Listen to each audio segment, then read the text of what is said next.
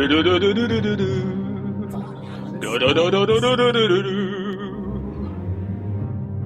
from Excalibur, everyone. Let's try this again.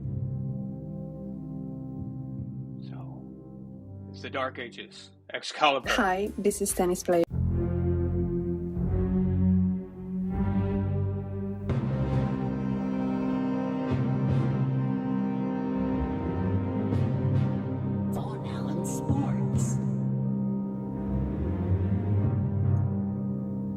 Oh yeah.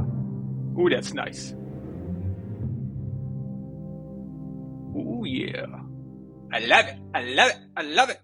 Hi, this is tennis player Mariana Dragic, and you're watching Von Allen Sports, real and honest sports analysis. Subscribe now and join the empire. Von Allen Sports, let's go!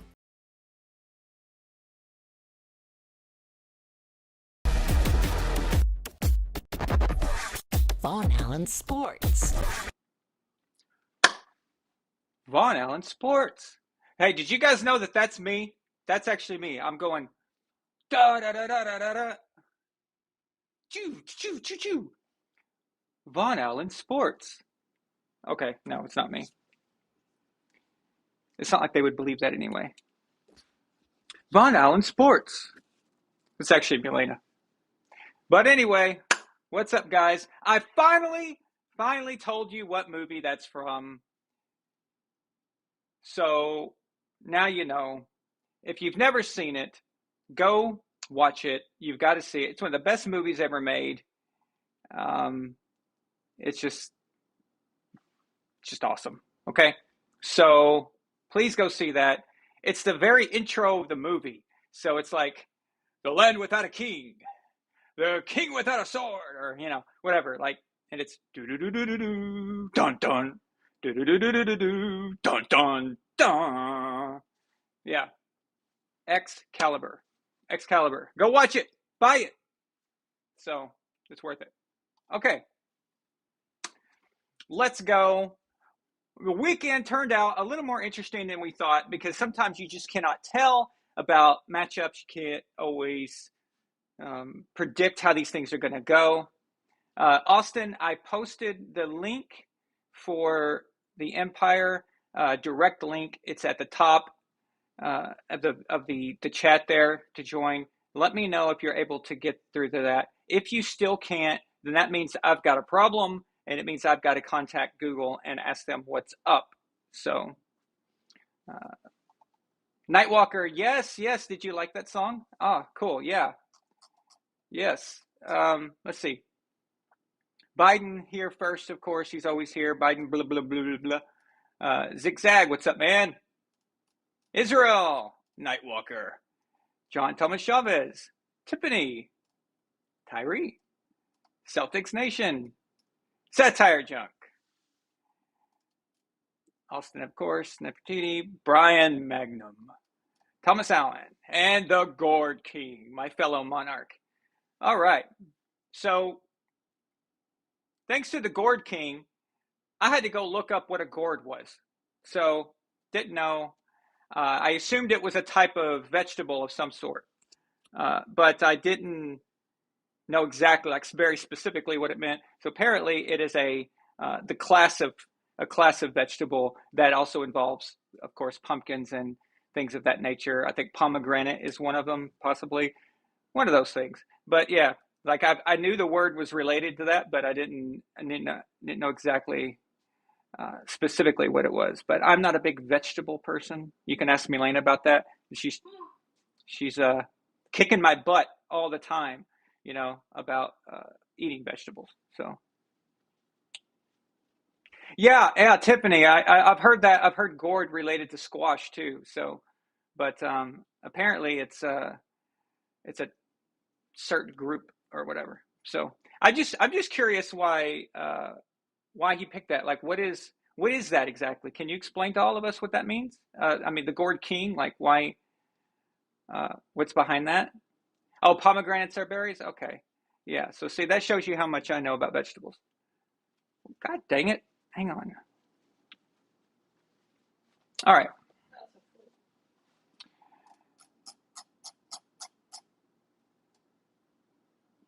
I couldn't even tell you what a pomegranate tastes like, actually. So Really good.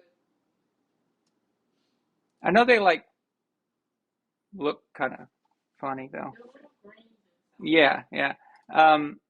Milena says they're good. Okay, so yeah, tomatoes are a fruit. I don't know why. That's weird too. But yeah, explain why you're the gourd king. Yeah, yeah. I'm curious to know what is behind that because it's intriguing. So just let me know.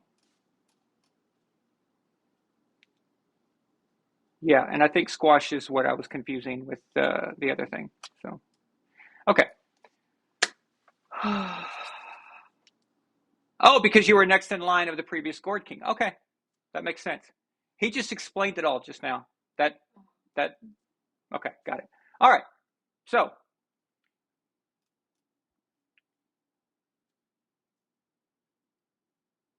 can you add the keyword football or NFL in the title? Of course I can. Of course I can. Sure. VAS Live NFL Week 5 Reaction Show. How's that? Right? Yeah. Okay. So NFL Football. football. You ain't playing no foosball, are you? Okay. Milena, this is what happens when you give me a pack of Gushers, a Coke before the game, and everything else.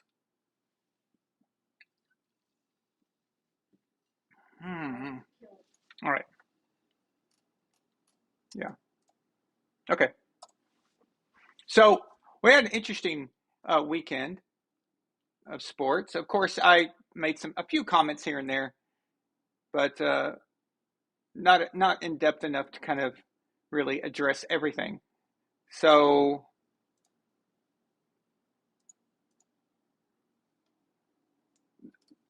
first thing I want to start with, and we're gonna start something with an unorthodox way of starting. So normally I start with something Patriots related or Brady related, and we'll get to that. But what I want to do is talk about the Dallas Cowboys. Okay, and there is a reason why I want to talk about the Dallas Cowboys because I am seeing all of the shows flooded with massive hypocrisy. All right, and the hypocrisy is this. In this day and age, you are no longer allowed to criticize a certain type of quarterback. All right. And if you do, it's the end of the world. And you're supposed to defend that, even if it's not the right defense. Okay. It depends on what team you're on, how you play, whatever. If they're media darlings, just certain things that you can't say, certain people you can't criticize. And regarding Dallas, first of all, everyone. So you watch First Take, if you watch Undisputed, if you watch all those shows, they're all saying, "Hey, Dak Prescott automatically should get his job back."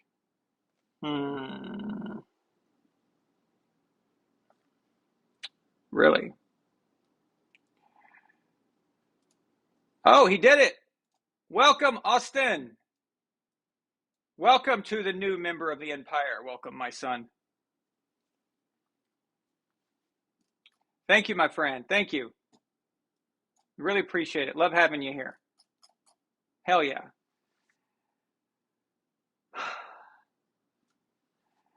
Satire Junk says, I was just going to say that you did call that Dallas was overlooked and actually have talent. Well, thank you, man. Thank you for saying that. I appreciate that.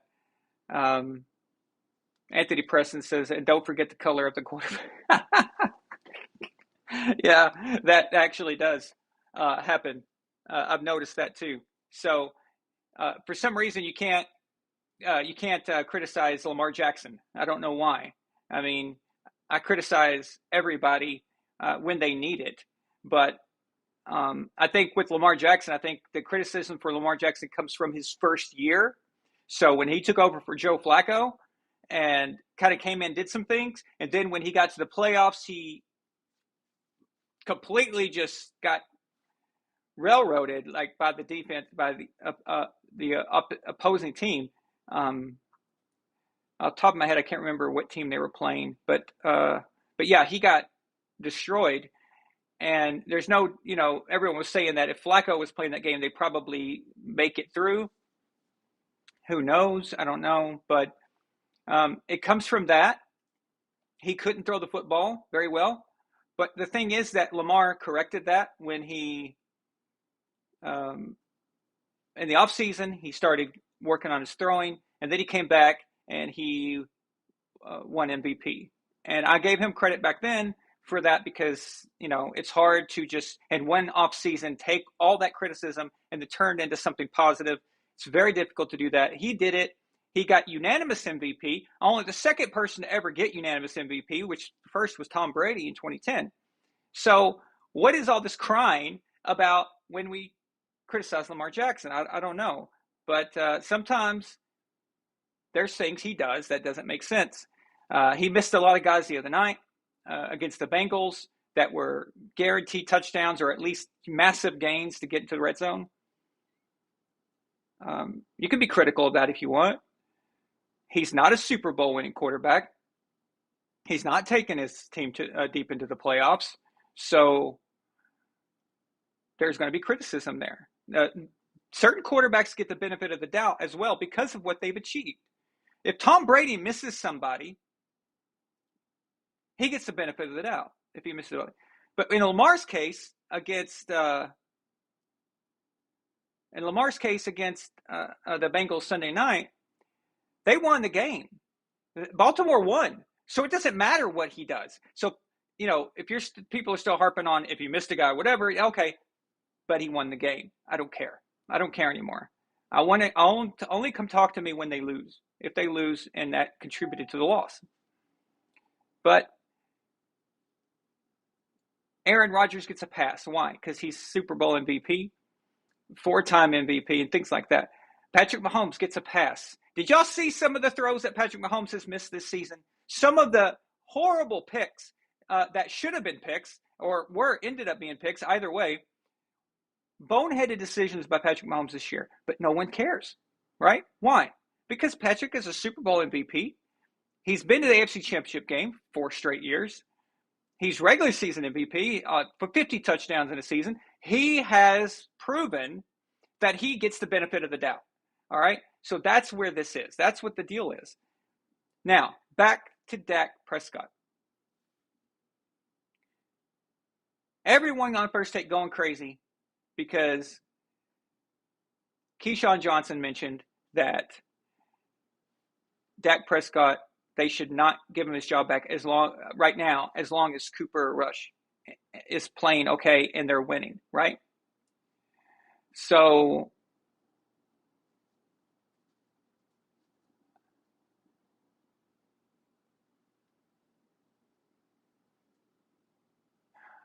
I think, okay, I just want to I think Lamar Jackson is better than Michael Vick, though. So, yeah. I mean, yeah, Vic was excited and all that, but I think Lamar is a better player overall. I think just a complete player. I think Lamar's better. So now, if we had seen Michael Vick with Andy Reid on the Eagles his whole career instead of on the Falcons, who knows? But that's a fantasy land. We can't go by that. We can only go by what our evidence is, what we've seen, and what we know to be true. I think Lamar's better. All right, so we have a James Johnson, who also happens to be an Admiral General in our ranks. Actually, no, he's higher than that. No, James Johnson is Consul, actually, the highest rank. He says a $5 super chat. He says Lamar lost 23-17 against the Chargers. That's right, because that was the Chargers that came to play the Patriots that got completely annihilated by Brady. Against the Chargers in 2018, but score was 17-3 at one point. Titans in 2019 was 28-12. The score was 28-6 before the final touchdown. Okay, So Lamar's got a history of some bad playoff incidences. So you've not gained that credibility. You've not earned that yet, and that I think that is the biggest contributor. Is in general. Okay, so thank you for the super sticker, sweetie. All right, James, I was not calling you sweetie. I promise. Yeah. So, no. Vic is a better runner, a better scrambler, better, on with his legs than Lamar. But Lamar is close. But from the evidence we have, Lamar is just, if you put it all, maybe distance running, Lamar is probably better at distance running. Michael Vick is a better lateral guy, side to side, evasive. But I think Lamar is actually a bigger dude. Michael actually was pretty skinny, so he was very agile and could move easily. But just overall, when you mix everything, passing, throwing, all that, I think Lamar is a bit better than Michael Vick. But anyway, so let's get back to the Dallas Cowboys. Here's the deal. Is Dak Prescott a better quarterback right now than Cooper Rush? Yes, he is. All right. But I've got to ask you this. Was Jeff Hostetler a better quarterback than Phil Simms? Probably not. But he went and helped the Giants win a Super Bowl. I remember when Trent Green went down and thought that the Rams season was over. The only person who believed in the Rams, even though Trent Green went down, was Dick Vermeil. And he said that iconic line, we will rally behind Kurt Warner and we will play good football. Now, in Kurt's case, he was just excellent. And it turned out he was a better player than Trent Green. But no one knew that at the time. But then we've got the better comparisons of when a guy is not injured all year and the guy comes back. So then we start to think about guys like Tom Brady when Drew Bledsoe was a $100 million quarterback. And then Drew comes back, is healthy, and doesn't get his job back. And it wasn't as if Tom was lighting up the scoreboard, okay? Was Tom Brady a better complete quarterback than Drew Bledsoe at that time? Hell no, all right? But why? Why did they stick with Tom? Why? Because Tom was making the smart plays. He wasn't turning the ball over. The team was rallying around him. They believed in him. It was clicking. Everything was working. And you don't mess that up. So what happens if you bring Drew Bledsoe back in and get rid of Tom? First of all, Tom doesn't get better. If you watch the 2001 season, Tom is improving. Every game he's getting better and better and better and better incrementally, okay? And you're seeing him do different things. At first, it was kind of just like, they didn't even win that game where Tom took over. Okay, so the game against the Colts that Tom had against the Colts versus Peyton Manning, Tom didn't even play that well, and the defense, that was a very Patriots defense-driven game. Okay, but anyway, Drew Bledsoe was a $100 million quarterback, had been around a long time. Drew even had been to a Super Bowl. And they still went with Tom because of the situation. Don't mess with what you've got. Let's not screw this up. Let's just see where this goes. There's been plenty of times where this has happened. Okay? I seem to remember Dak Prescott got his job from Tony Romo. Tony Romo had a long career with Dallas. Tony Romo always had big stats. He threw some picks, of course, not unlike a lot of players who like to throw the ball deep and things like that. That's just kind of goes with that style. But Dak was playing just better, just safer. The playbook was a bit different. They started being more conservative, and I remember that. And Dak got an award. He got Rookie of the Year, I believe. So that worked out for everyone, right? And it just happens that way sometimes. Now Dak is in that position. For whatever reason, and we can, everyone could argue about why. The Cowboys are awesome right now. Okay, they're doing great. They are one of the best teams in the NFL, in my opinion. I believe that they are going to defeat the Eagles when they play them. So I don't see the Eagles being a problem for Dallas as long as they stick to what they're doing. Don't rush Dak back too fast. And I don't think that just because he's healthy, you automatically put him back in right now. When Dak was healthy, what did they put up, like 3 points or something? Like it wasn't very good. And again, it's not like Cooper Rush is going out there and throwing bombs, okay? And he's doing all this stuff. But you know what? He makes the plays at the right time. I've been watching them. He makes the plays at the right time. And this isn't about who you like better.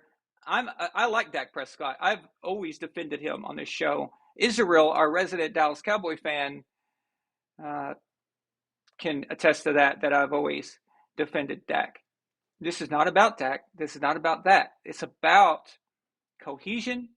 It's about consistency, not messing with the formula that is happening right now. They are playing correctly. The coaches are different now. Let's say you bring back Dak, and now you know that Dak has this different abilities that Cooper may not have. You start to rely on those things. You start to put those things back in, and now you're not playing sound fundamental football anymore. It also changes how you address things. It changes the coaching staff. It changes everything. Now the running game, the running backs are starting to get more carries. They're starting to become a focal point. They're used to this now. The defense knows their job. They're getting all the accolades. People are complimenting them. They're feeling good about themselves. I just don't think you mess up this situation. Dak is not. This is not like that. This is not like Tom Brady coming back to your team, who's proven it, and no matter what, that Tom is going to be the best thing to do. This is not Mahomes, who's injured, and Chad Henne is quarterback, and then Mahomes comes back. Okay, this is not that. This is, unfortunately, Dak has just not proven that he is that guy. So. Not yet, anyway. I don't care what you're paying him. If you're starting a guy or bringing him, you're paying him a lot of money, you're a very bad at making decisions. So I just think Dallas should see what happens. Find out, keep playing Cooper while you're winning, while you're playing well. If he goes out there against a good team and completely lays an egg, and the team is just sloppy, and it looks like maybe you just caught lightning in a bottle for a little while, then you can do that, But why mess that up? Just wait. Just wait, see what happens. Let the consistency go, okay? Even if they lose a game, but Cooper played well, and you could tell it was just one of those games, just kind of keep to that and see what happens, and then make that decision. But this whole immediately assuming that Dak should get his job back, I don't know. I don't think so. And hell, it may be good for Dak too if Cooper ends up becoming the guy, and then Dak gets a trade, and then he gets to a team that maybe. Now this is way down the road. I'm thinking way far ahead. I'm not saying that that's what's going to happen. I'm just saying though, worst case scenario for Dak is that he gets to kind of pick where he wants to be traded to. And maybe he ends up in a better scenario. So you just never know. So I say don't mess with the Cowboys right now. Don't mess with that cohesion. So But it's Jerry Jones, right? So who knows what he's going to do.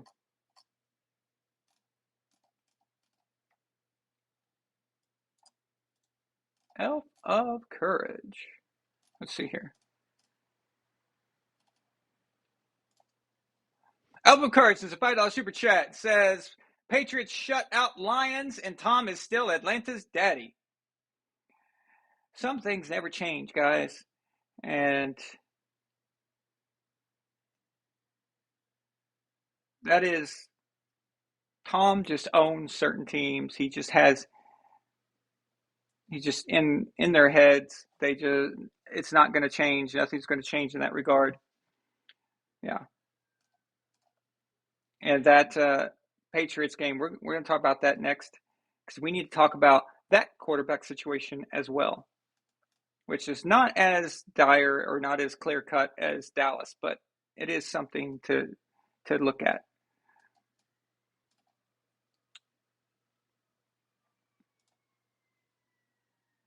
Gord King celebrating 19 months of membership, who also thinks Justin Tucker is the greatest kicker of all time. Celebrating 19 months of membership, Drew bled so Tom could save the Pats. I love that.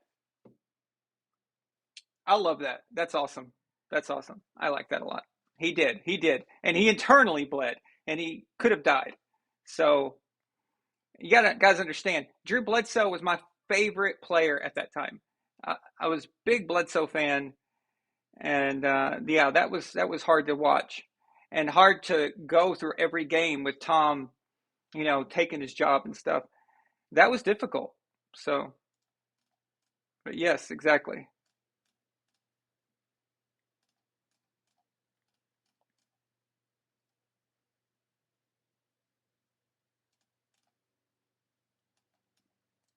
It should never be about money. It should never be about money. When you're deciding about quarterback, it should be about winning. I don't care if the money's guaranteed or not. I don't care what that is.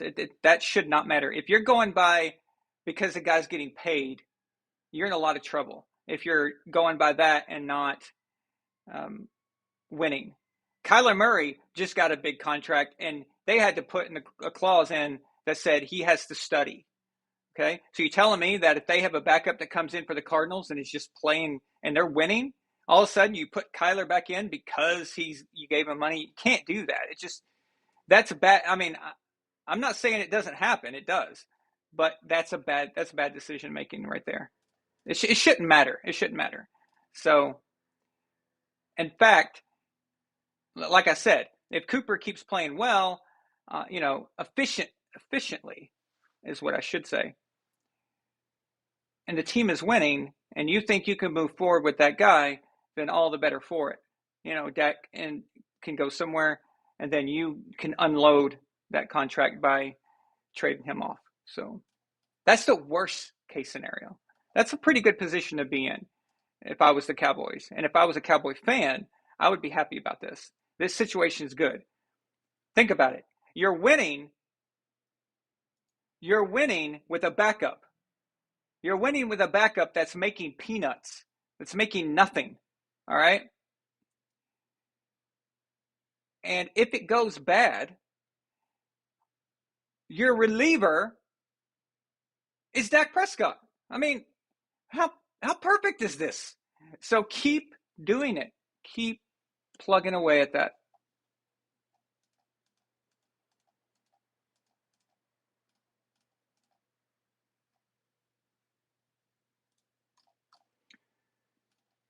Okay, let me get caught up here real quick.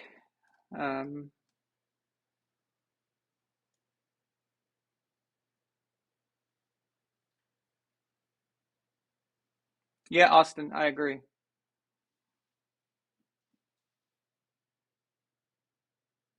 Yeah, well, see, satire junk. When that, thank you for mentioning that.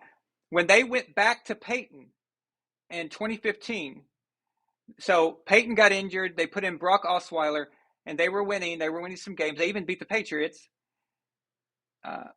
which that call had some questionable refereeing in it. But anyway, the point is that they won, and then they put Peyton back anyway. That's Peyton Manning, okay? that's Peyton Manning. That's a difference. Dak is not Peyton Manning. There's just certain guys. I don't care if Peyton's play was quote unquote falling off or whatever. The team will rally around a guy like that, and that's a different scenario. That's a way different scenario. Dak is, like I said, Dak is just not that dude right now. He doesn't have the credibility. Like I said earlier, the credibility is everything.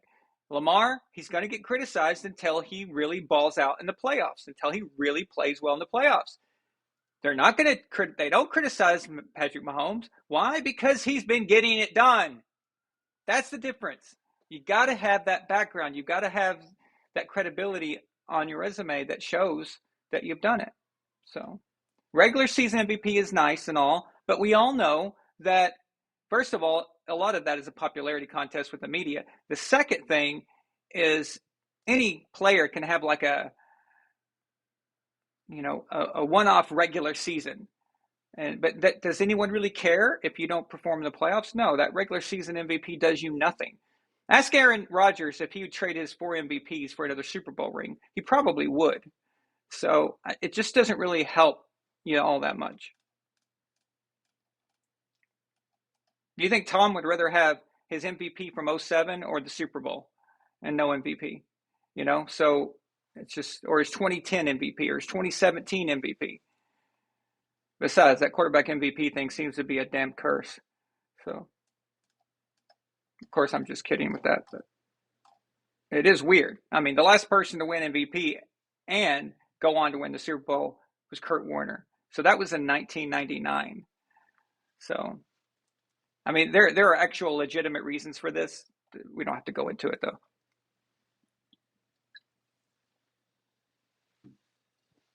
Biden, blah, blah, blah. I'm not sold on the Eagles. I know I promised that I said if they go 5-0.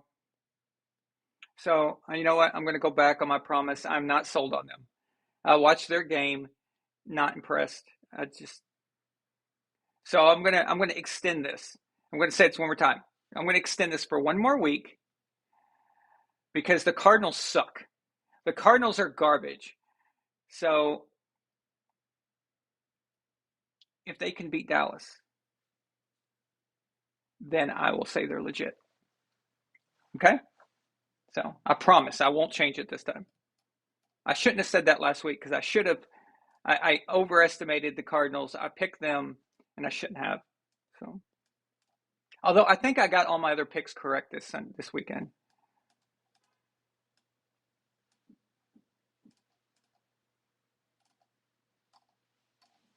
Cool. Adult dating site. Awesome. Good job, Nefertiti. You're fast though. Yeah, but you move quickly. Hey, when you're getting bots, it means you're doing something right. Okay? So, oh wait. The Chiefs are getting attacked now again because their name, whatever. Listen, it's the fault of the people that give in. If you give in to that, then you're the problem. So just tell them to go screw off. Yeah, Tyree, I do too. Yep, all of us. We want to see Dallas take out Philly. That'd be awesome.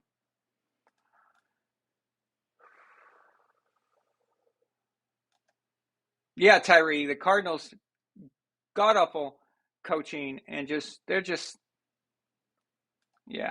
the Cardinals, right? They're the Cardinals. Every few years, they kind of look like they're okay, and then they start to suck again. It's what they do. You can change the coaches, you can change the quarterbacks, you can do all these things. Makes no difference, whatever.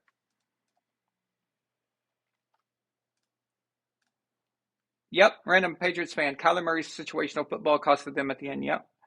And we're seeing a lot of that right now.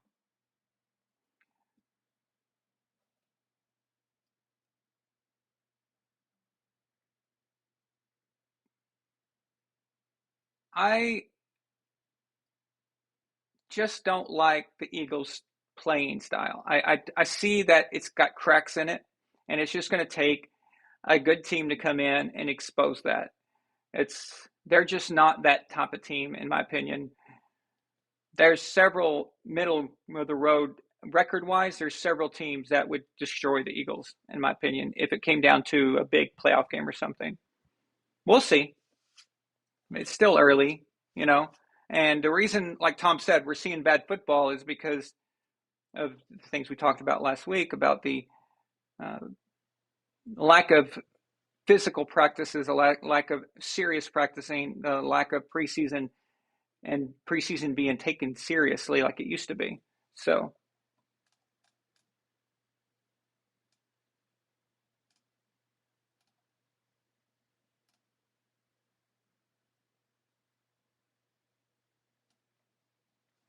all right. So there has been so some good things, some positive things in the NFL, and there have been some bad things. The bad doesn't bother me as much as stupid does. So I understand, okay, a guy drops a ball. All right, so it's, you shouldn't, as a wide receiver, you shouldn't drop a ball. If you keep your eyes on the ball, you should catch it. I'm not referring to like crazy, impossible catches. I'm talking about regular, just out in the open, you're open, and you just screw it up, right? Okay, so that, I can forgive that. I can forgive a quarterback missing a pass every once in a while or something like that. What bothers me and what I complain about is stupidity. I cannot stand stupidity. It's why the 07 Super Bowl loss to the Giants makes me sad, but not mad. The 2011 Giants Super Bowl loss doesn't really bother me at all. The Giants legitimately won that. It's not a problem there. What makes me angry? The 2017 Eagles Super Bowl. Because that was pure stupidity. That was pure stupidity. So that bothers me. I cannot stand idiotic decision making or idiotic playing. Procedural penalties are out of control.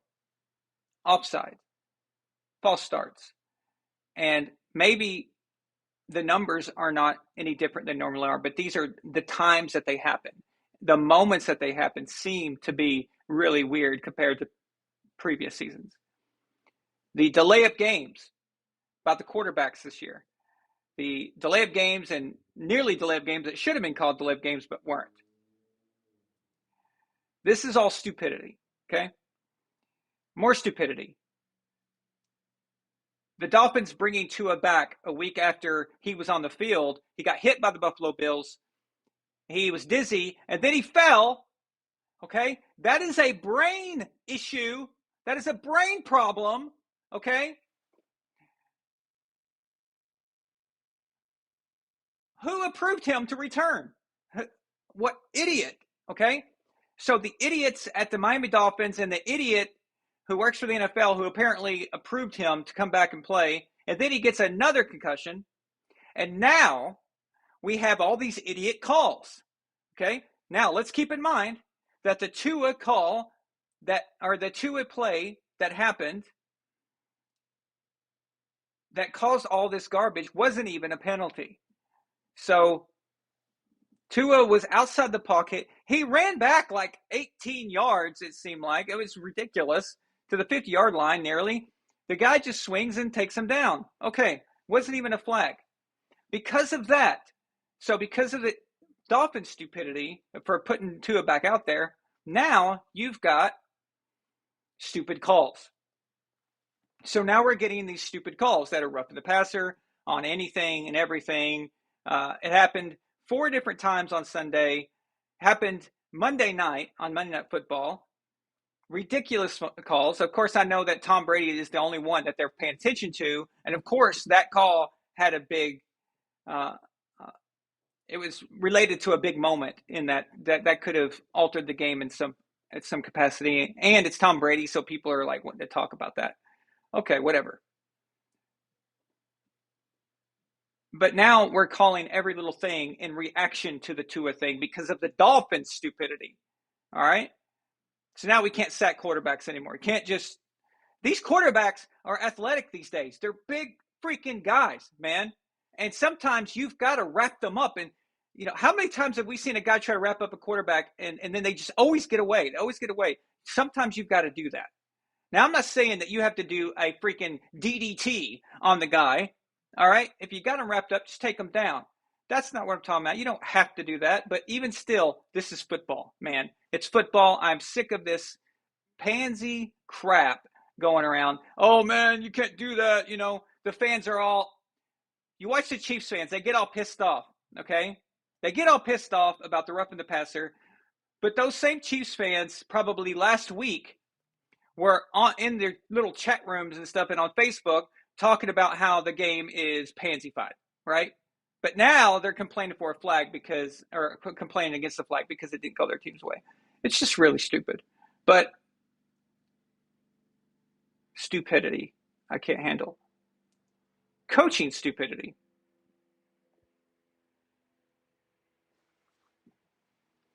Yeah, this one really annoys me.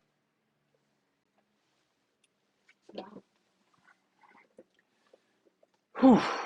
All right.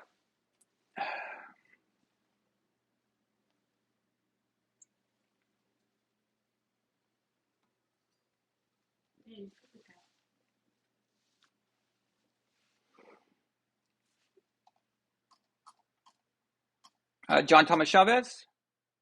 Oh. No, wait, Israel.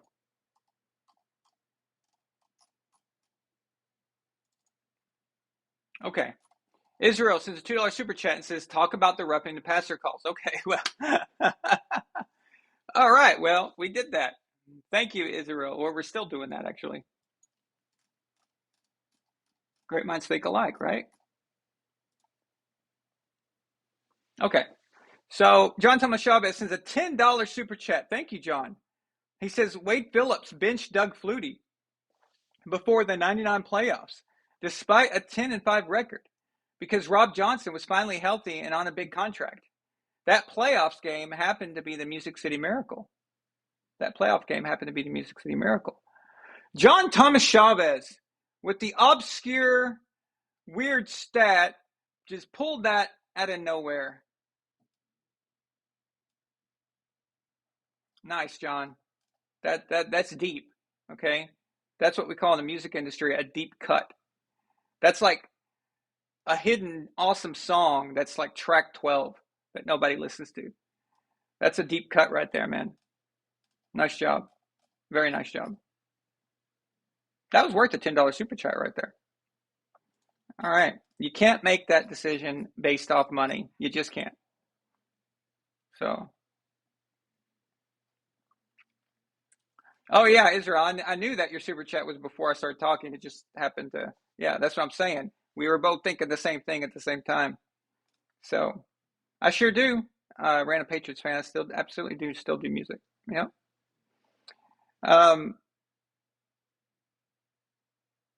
So talking about more stupidity. So the roughing the passer calls are ridiculous.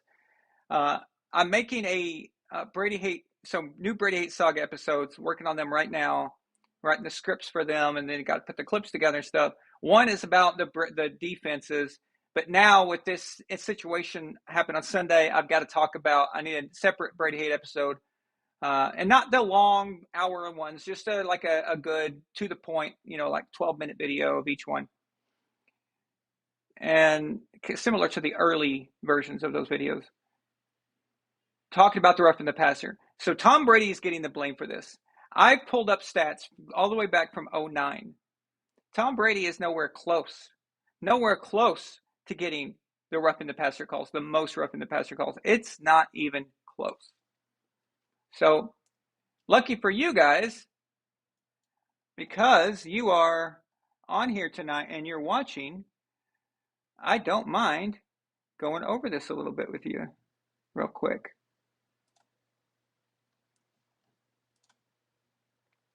So from 2009 to this year to right now, the most roughing the passer calls is Matt Ryan. All right. There could be a lot of reasons for that. Matt throws the ball a lot. He maybe your offensive line exposes you more. You know, there's a lot of factors to this. When you're throwing the ball, you're exposed, you're more open. But also, this was the kind of turning point. You know, 09, and since then, Matt Ryan's been, you know, just he's kind of been the focal point of the offense, and that's really the Falcons thing right there, right? So you throw a lot of balls, you go a lot of attempts, a lot of dropbacks, things like that. It's going to happen. You're going to get a lot of them. But what's interesting is Ryan Fitzpatrick is the second most gets the flags at 52. Third is Matthew Stafford. Fourth, Aaron Rodgers, tied with Ryan Tannehill.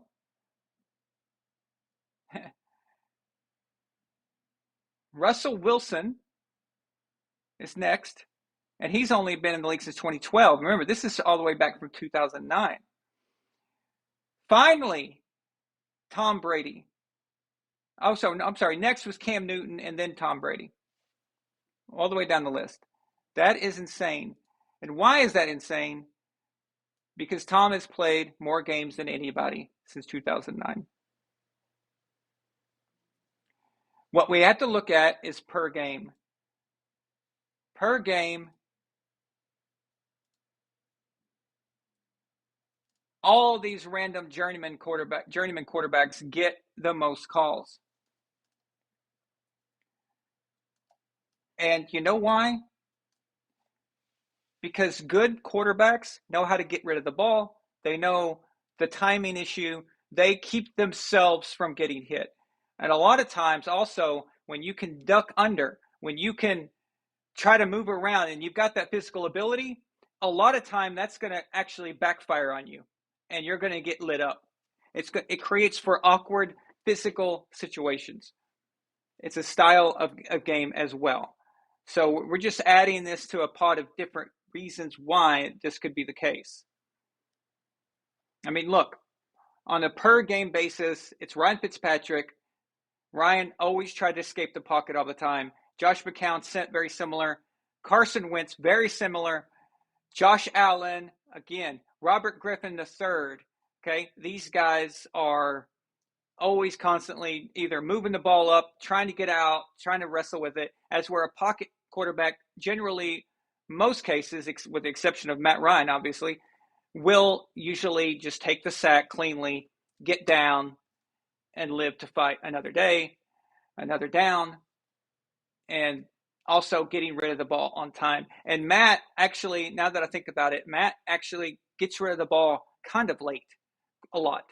And you guys saw in the Super Bowl how he did that. And he would wait way too long to get rid of the ball. And a lot of that has to do with waiting for like Julio to get downfield, stretch the defense. You got to wait till the last second. But still, there's all kinds of contributing factors to this. Peyton, Tom, they have some of the least amounts. So that's just getting rid of the ball, right? That's knowing where to go with the ball and things like that. But I thought they were protecting the stars. I thought they were helping out guys like Peyton and Tom. Apparently, that is not the case. So we got Bradford, Ryan Tannehill, Jared Goff, Matt Ryan, Kirk Cousins, Jay Cutler, Patrick Mahomes. Interesting. Nick Foles, Baker Mayfield, Cam Newton, Michael Vick, Carson Palmer, Marcus Mariota, Jimmy Garoppolo, Matthew Stafford. I'm still not hearing Tom Brady's name. This is so weird. I thought this was the Tom Brady thing. It's the Tom Brady flag, right? Teddy Bridgewater, Deshaun Watson, Kyle Orton, Russell Wilson, Mitch Trubisky, Jacoby Brissett, Dak Prescott, Jameis Winston, Aaron Rodgers, Andrew Luck, Sam Darnold, Lamar Jackson, Drew Brees, Ben Roethlisberger, Case Keenum, Alex Smith, Derek Carr, Blake Bortles, Blaine Gabbert. Are we ever going to get to Tom Brady? Geno Smith, Colt McCoy. Wow, haven't heard that in a while. Tom Brady. Wow. We finally made it. We finally made it to Tom Brady. The Tom Brady roughing the passer rule. Interesting. You know who's next to dead last? Peyton Manning. Goes down a little farther after Tom, and then it gets to Phillip Rivers, Eli, Romo, Peyton Manning. Those are big names, big stars that are at the bottom of the list. But what is it? Getting rid of the ball. Knowing to get rid of the ball, not trying to fight every time, all the time, and getting your head knocked off. Okay? That is what roughing the passer generally comes from, is awkward situations, weird and awkward situations. Do you guys want to know who's been sacked the most since 2009? Aaron Rodgers. Aaron Rodgers has been sacked the most. Why? Because he's always trying to get out. Now, I will correct something. Aaron has changed. Aaron has altered his style. He does not do that much anymore. He has been throwing from the pocket quite a bit more now. So he's kind of calmed down on that the last few years from what I've seen. So this destroys. This absolutely destroys. Now, in the Brady Hate episode, I'm going to go year by year. You're going to see the graph and all that. You know, the Brady Hate episodes, I don't show myself. So I just narrate it and I show the graphs and everything. So I'm going to show you guys all the numbers. And I've got some other stats too that kept, reading through. So let's go to the Super Chat.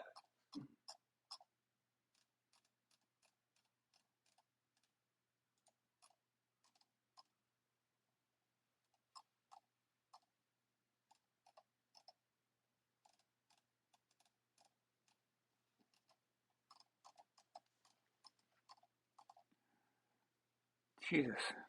All right, there it is. All right.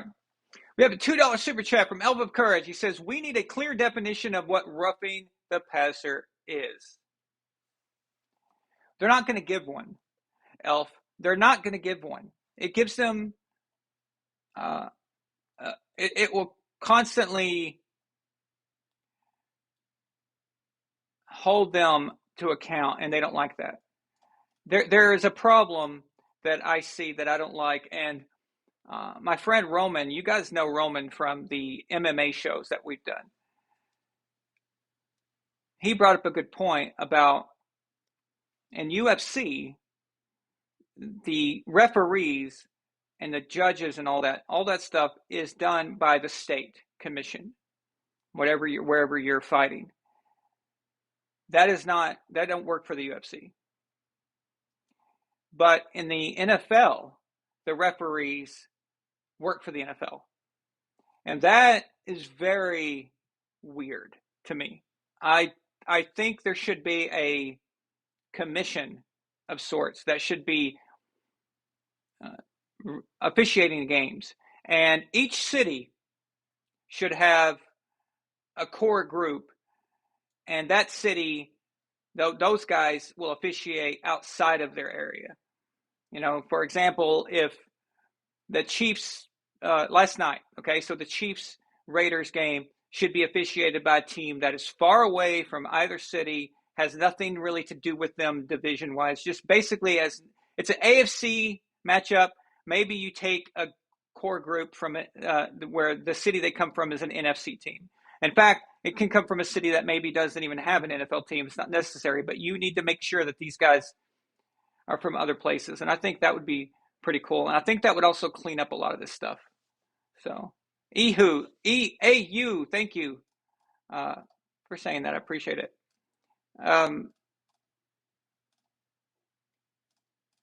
I remember Clay Matthews is roughing the passer calls. Absolutely.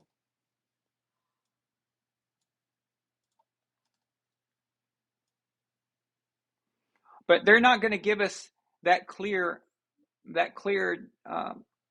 definition because they want some wiggle room to do certain things.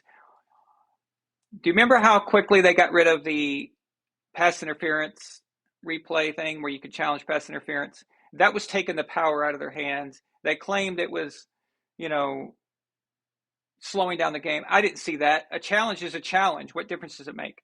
So for whatever reason, but the problem with that is that even when they did challenge it, they wouldn't change it. Even though we all at home could see the difference, they still stuck to their original call. So they weren't going to give up that power. They're not going to give up that. So they're not going to define what is roughing the passer. They're not going to define it for us. They have freedom to alter things based off of what they need to do. So they got bad PR from the Tua incident, right? So now they've got the freedom to start calling those things. If they had a set rule for roughing the passer, they couldn't change it despite what happened to Tua, so they couldn't fix that bad PR that they're getting. And that's what they're about. They're about marketing. They're about PR now. They're not about situations like that. So no one's interested in your dating website, dude. Stop, please. Thank you. Actually, that's probably a bot it's not even a person watching. So.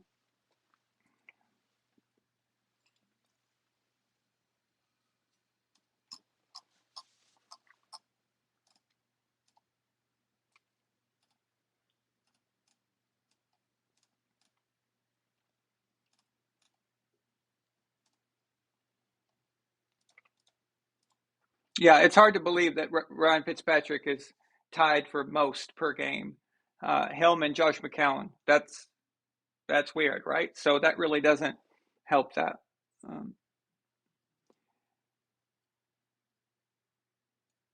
And honestly, I think that speaks to quarterback style.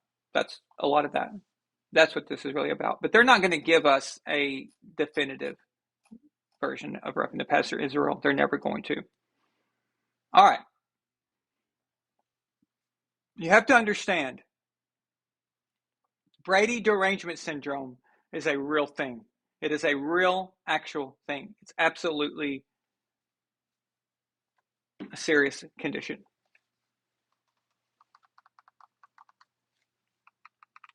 Okay. All right. It's a real thing. It's a real problem. And is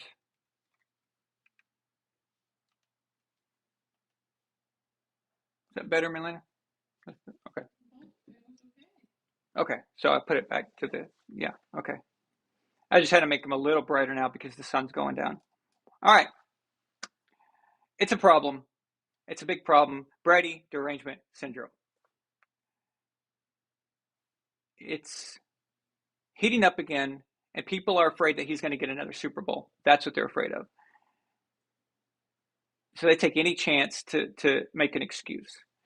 Was the call on Brady absolutely pathetic? Absolutely it was. Horrible call. That was the clean sack. That got Brady Jarrett, I think, is the one that sacked him. Jarrett, that was a clean sack, dude. That was a clean tackle. That is football. You can't call that. You cannot call that. So you guys know I always call it down the middle. It doesn't matter what I think or what I feel. I just give you the analysis there. That was a terrible flag, but we know why. It's not Brady. It's not Brady because they called it a lot. It is the Tua situation. It is the bad publicity from that. That's what this is all about.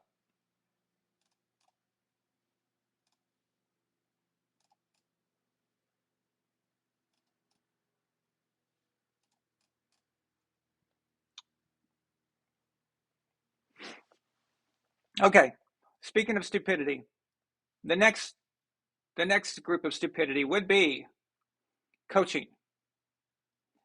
Have you guys ever played Madden online? When you play Madden online, every single player you play, nearly, not all, but it's very common that they never punt you the ball. You think that you stopped them on third down, and they go for it on like 4th and 27, or they go for the 2-point conversion, or they never kick a field goal, even if they're on the 20. They never do any of these things. And you know why? Because there's no real consequence for it. It doesn't mean anything. But this is the situation. Now, I haven't played Madden Elf. I haven't played online at Madden Online since 2016. I think it was the last time I played it. Something like that. But that is what I remember. I remember that constantly these things were coming up. These coaches are absolutely coaching as if you were playing them in Madden. I don't understand it. I don't get it. People have pointed out that, like this is why they did it. Okay, we can say that. But there's also just common sense. There's the Chiefs go for it. They go for it. The Chiefs go for a 2-point conversion, okay? So the thinking process here is to go up by two possessions, right? So that would have put them up by 9. That was arrogance, okay? That was pure arrogance to do that. What should have happened is that you kick the extra point, you're still up by 8. So the very worst thing that can happen to you, the absolute worst thing that could happen to you is that the Raiders score a touchdown, then they get the 2-point conversion, and the very worst, you're only tied. Now, this is at a time where there is a lot of time left, and this is not like 1 minute left in the game either, or 2 minutes left in the game. Both teams have got their timeouts. There is no reason to do this. Absolutely none. They gave the Raiders a gift. Now, all the Raiders have to do is score a touchdown, kick the extra point, and they're winning. Not just tied, but winning. So the Chiefs said, here you go, Raiders. We're going to give you the lead as long as you're not an idiot. Because we're idiots, we're going to give you the idiotic gift. But the Raiders say, wait a minute. If you're the Chiefs and you're doing this, we're the Raiders. We're much dumber. So we have to make sure that we are the dumber of the two. And of course, Josh McDaniels is the head coach. So a lot of you guys are very familiar with Josh McDaniels' decision making. But this is a Raiders thing. This is so Raiders. It fits them. So they get down. Great freaking play to Devontae Adams in the end zone. Awesome, amazing. And I was like, yes. We're all watching it here, and we're just like, damn, now they're going to kick the extra point. They're going to have the lead. Now they just need to hold them. All right? Worst case scenario for them is that the Chiefs get in field goal range. Okay? Well, all the Raiders would need back is a field goal now to tie it. The Raiders had all 3 timeouts. They're good. Good position to be in, right? Still, a lot of time left on the clock. But no, the Raiders go for 2.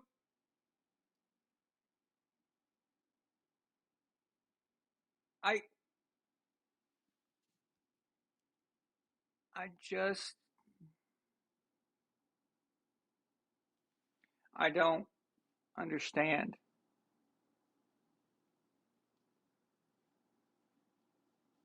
As it turned out, now I've always talked about linear time and how one thing leads to another, so it doesn't mean guaranteed that they would have won, but had they kicked the extra point, they could have won the game, maybe. Again, that might have changed strategy for the Chiefs or whatever. So I'm not going to say it would have given them the win, but it could have very damn nearly won the game for them. It helped. All right. So what was that all about? I don't get it. I just don't get it. Just take the extra point. Like, What is going on with all these people? These bot thingies. Damn. All right. So anyway, yeah, I'm sure I skipped something in that sequence or whatever, but this is just all off the top of my head right now. I don't like using scripts because it's too cold. It's too it's like they do on TV. There's no real like reaction. So they tie the game, but now they're down by one. I'm sorry, they're down by one, not up by one. Down by one. They tied the game. They could have gone into that. I'm sorry, I screwed up. They could have gone into overtime. That's what we were looking at. Overtime. Forgot about that part.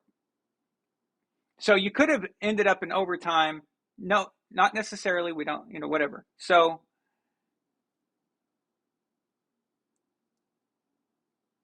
I just don't understand the call. I don't understand the call. You keep pace with that team.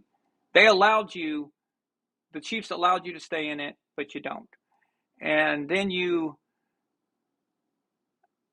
what was that fourth down call? The rate of the Raiders, the 4th and 1. Do you guys agree with that call?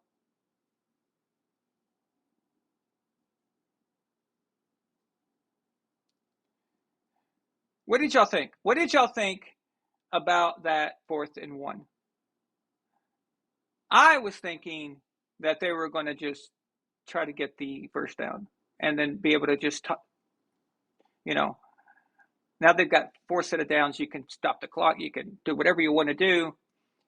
And I just thought that was kind of weird. But what would y'all have done? I would have either ran the quarterback. Exactly, James. Quarterback sneak. I probably would have done that. But I don't get it.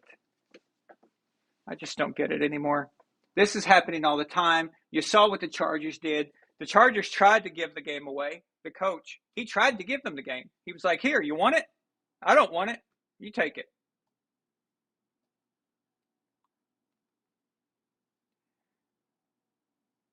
What kind of orchestration was that, by the way? So the Raiders run into each other. Now, originally when the play started, I thought it was going to be pass interference because usually when you see a crowd like that and a Raider go, the offensive player go down, it's usually something like that. When a guy is nowhere near where the ball is supposed to be and you see someone fall, it's probably going to be called. So I was like, okay, weird. And then they showed the replay.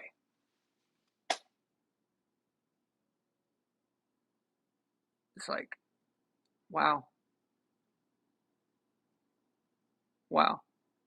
So you can't have that happen. I know it happens sometimes, but you just can't have it happen on that play. It sucks. I know Devontae got pissed off. He pushed a photographer down, when he was walking off the field. He did y'all see that where he pushed the photographer guy? That was a bit unnecessary. It's like, what did the photographer do? He's like, hey, man, I didn't run into you. So, but it does happen. It does happen. We've seen it before. There's all kinds of reasons why guys would run into each other. It looks silly. It looks stupid, but it does happen. Yeah.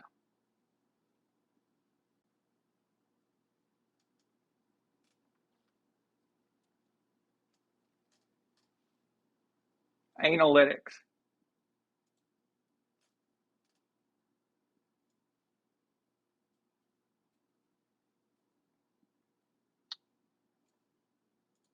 It's not a super chat, but I'm going to put this in the top corner. You know why I'm going to put that up there? Because it's true. It's true. You tie the game. you tie the game, and you keep pace. You're on the road. Just do your game. Do what you're doing. Stick with it. So, what's happening right now, in my opinion, is the coaches, they're doing these. Okay, a few years back, a lot of these young freaking white little guys, what they are is they're clones of Sean McVay. So anytime the NFL team now sees a guy who looks like Sean McVay, oh, he's young, he looks like a kid, he's energetic, he likes to throw the ball, he's got all this offensive schemes and stuff, he's going to be our head coach. And that's been like a trend. So it doesn't matter. A beached whale could be coaching the NFL, and then all the other teams would start hiring beached whales, okay, or water buffaloes. It doesn't matter what. They're just going to follow it. Idiots. These NFL owners, I don't even know how they made their money, honestly, because they are so stupid. They cannot run football teams. It's just massively idiotic the way they are. Anyway, that's beside the point. So you start getting all these coaches. A few years ago, and there was some of these coaches were going for the win, the 2-point, and all that stuff. And that's exciting when it happens. We all know it's exciting. It's cool. It's like, wow, what a ballsy move, right? The problem with that is that when you get it right, the coach gets all the glory, not the players. That's the only way. The only way a coach can get the glory is when he makes a crazy call like that. Who got the most glory from the Saints Colts Super Bowl? I don't remember Drew Brees getting a lot of the glory. I remember all the talk was about Sean Payton's decision to kick an onside kick out of the second half. And it wasn't even Sean Payton who thought of it. It was actually their special teams coordinator who talked them into it. But Sean Payton, he got the glory for it. He got the attention.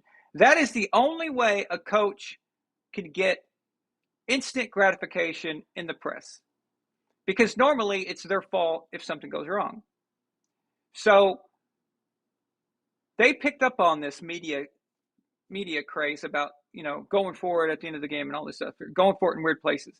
And then last year, the media started picking up, and the commentators, each week, the commentators started talking about certain coaches like, oh, yeah, he likes to go for it. Oh, he's a gambler. Oh, we should call him a maverick. He likes to go for it. He ain't afraid. He ain't afraid to call it. Blah, blah, blah, blah. I could just hear Chris Collinsworth in my dreams and my nightmares just saying that over and over again. He's a gambler. All right.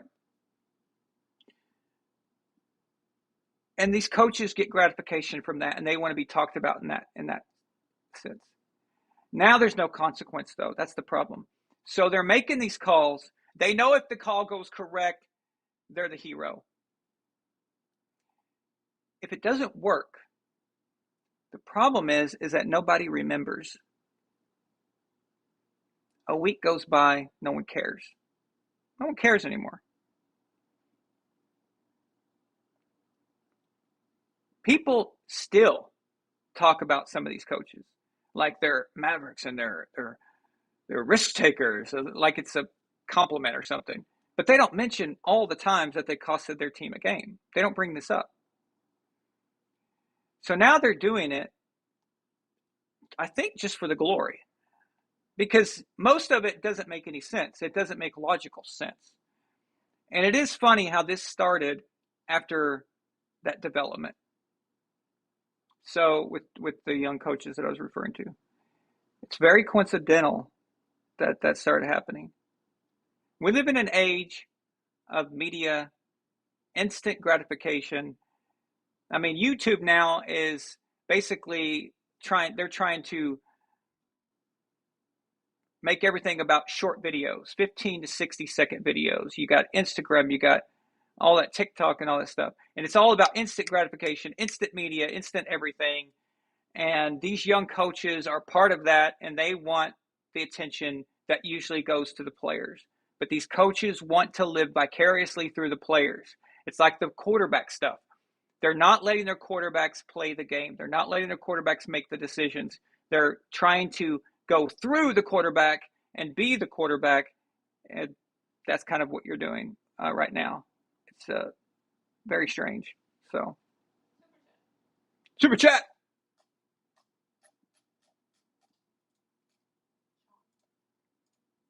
John Thomas Chavez sends a $5 super chat. He says, to add to your points, Leftwich, Byron Leftwich was a former quarterback. For you guys, just for any of you who are watching, Byron Leftwich is the offensive coordinator now for the Tampa Bay Buccaneers. And he used to be the Jacksonville Jaguars starting quarterback.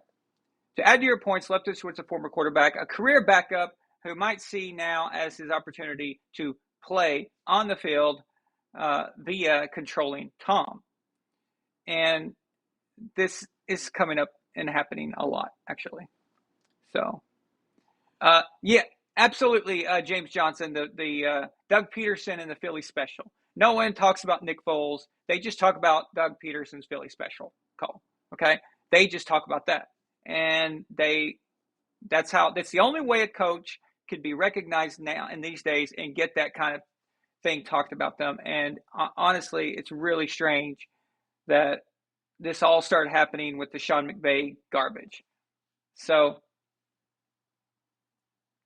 it's very obnoxious. But yeah, John, that may be very true. That may be that Byron is trying to do that. And what is Byron actually going to tell Tom in game? You know, I'm not knocking him. I'm not saying that he can't come up with good plays and stuff and game planning. But I just don't think that you should have much say-so in the in-game management. I don't think anybody should with a veteran quarterback who knows what they're doing. All right. It's just, you kind of just shut up, like let them handle it. I miss that. I miss those days of when quarterbacks just, a lot of different ones would do that. The most famous example is Peyton Manning, of course. Of course, all those years Peyton Manning was playing, he had an offensive coordinator. There was a guy, an offensive coordinator there, but he was there for pregame planning and things like that, watching a lot, maybe giving Peyton information, keeping up with procedural problems and things, substitutions, things like that. But the actual decision-making on a play-to-play basis was left up to the quarterback. And I think that's how it should be. It's what I believe in.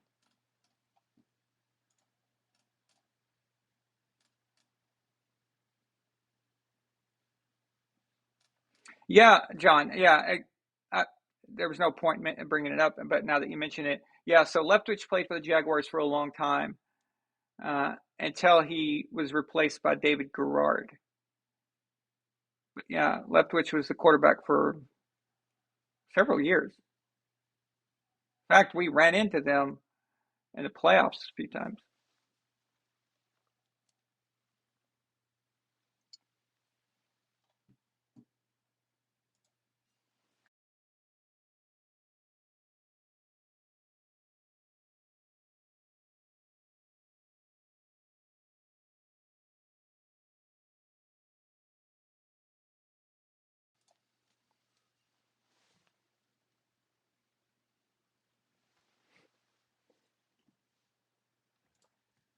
All right.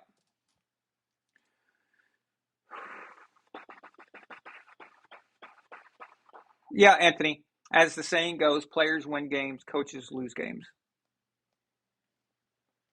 Belichick has said that too.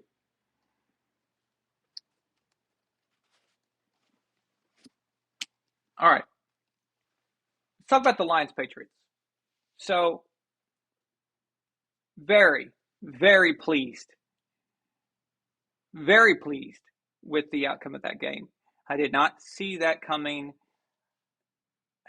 Regarding the score. So, are we seeing some kind of rhythm?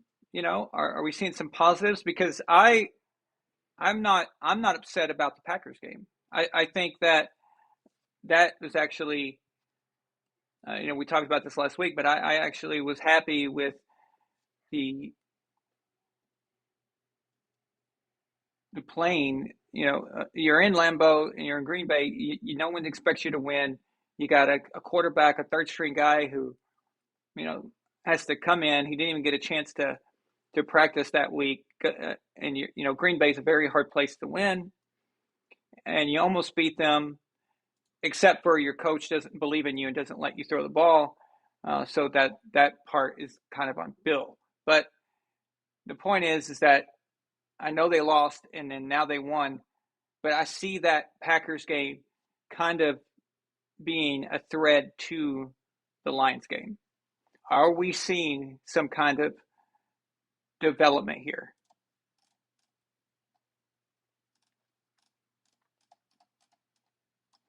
And what's really strange is that same Packers team goes to London and loses to the Giants. That's very interesting, actually. But that same Packers team beat the Bucs. It's all about matchups. It's also about situation. Going to London, I would never bet on a game in London. It's, when two teams are going across the sea like that, going across the Atlantic, and everything's all off and strange and weird, I would never count on a game like that. But anyway, so shutting out the highest offense statistically, I'm not going to say that the Lions were the best offense in the league. Just because you have the stats in that week doesn't mean that you're the best of them. There's a lot of factors involved here. A lot of that, if you watch the Lions games, a lot of that was being down by so much because your defense sucks. So you're constantly just throwing the ball. You're constantly, and those things add up. Okay, they add up. And I'm not saying that the Lions offense was bad or anything. I'm just saying, though, that let's call them top 5. Let's say top 5 just for the fun of it. Top 5, and you get shut out. That's a good job. That's a good win for the Patriots right there. Okay, that's solid. That's really solid.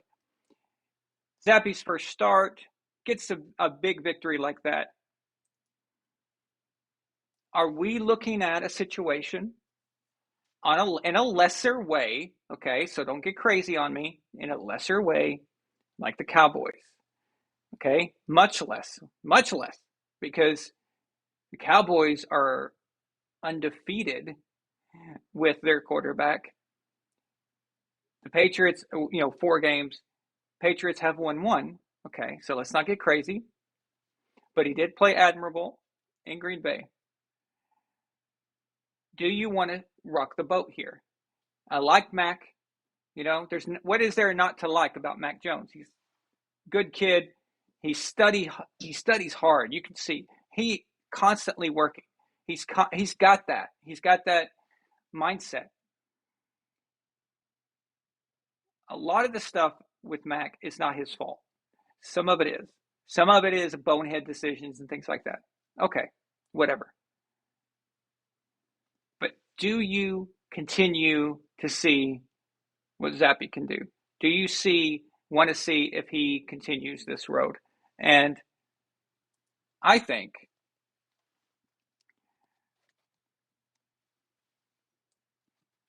you let him keep playing as long as you're winning, as long as you're playing well. I don't see a reason why to take him out. You may have something here, you may not. And it's not like you're gonna hurt Mac that much. It's not like you're gonna do too much damage against Mac, okay? Because Mac was reported as saying that he doesn't want to be rushed back. He wants to heal. He wants to get better. So it's not like you're going to really offend him too much. I don't think. I think this is something that you could just work with. I think it's something that you could probably do and not everybody gets pissed off. So for whatever reason, it's clicking. And again, I will say it again. I liked what I saw in Green Bay, and that carried over to the Lions game. I like it. So let's stick with that.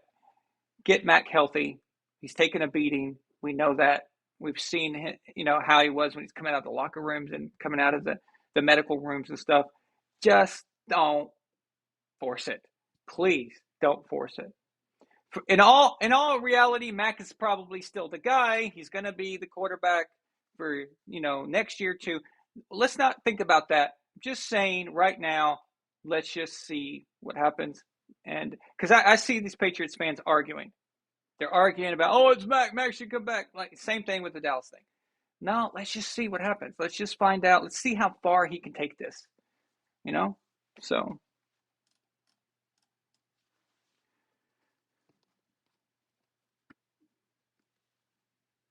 how good is Matthew Judon, by the way?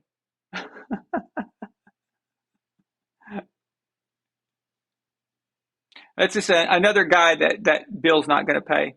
You're going to send him to Cleveland, and then Cleveland's going to give him like $100 million. I swear, this is going to happen. So just watch. When Judon is up for his next deal, assuming he keeps playing well, but yeah, that's going to happen. By the way, Jason Pierre-Paul is on the Ravens. Do any of you guys happen to know why he's not on the Bucs? See, I was under the impression that he kind of didn't want to play anymore or was asking for too much money or something. I thought it was one of those cases. But what happened there? Because now he's just on the Raiders. On the Ravens. Excuse me. He's on the Ravens and just like, boom. Why didn't the Bucs sign him back? Like, does anybody have any insight to that? Because I kind of overlooked it. So, why wasn't he signed? So, I don't know. I don't think the Ravens are probably paying him that much, are they? So, yeah, we've got to look into that, really. Let's see here. I'm going to answer my own question in real time. I'm going to go to SpoTrack. This is why I have an account with SpoTrack. So, Von House Sports actually has an account with SpoTrack. It's $5 a month. So, thank you for all super chats that pay for stuff like this. It's how I'm able to get statistics and things for the videos. We're going to take a look here at the Baltimore Ravens.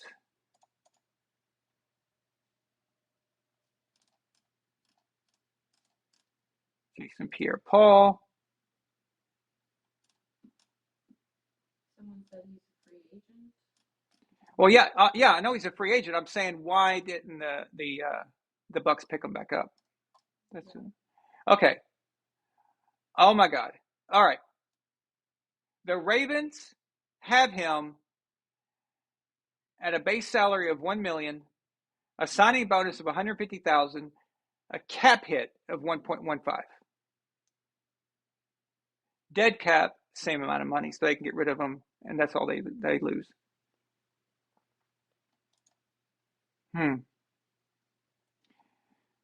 They couldn't have found $1 million. I don't like that.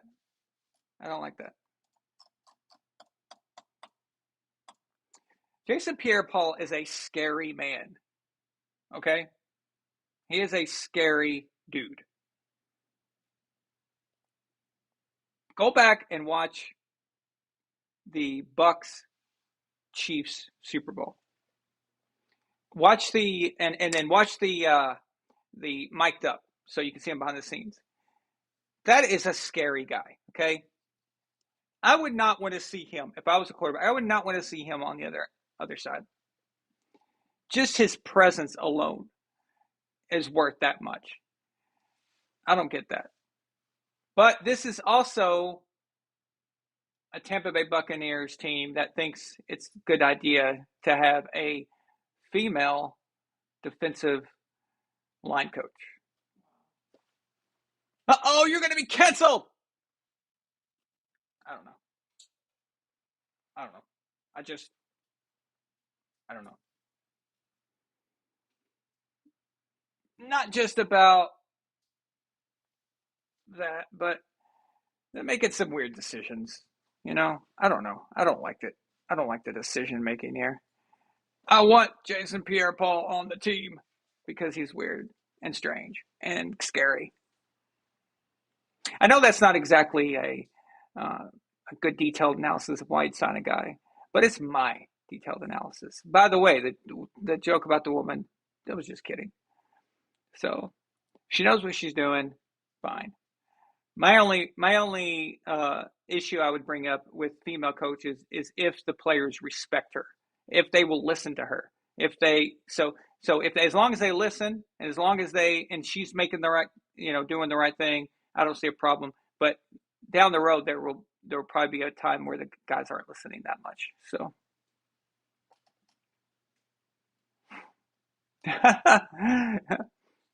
can't put my finger on it. Neither can JPP.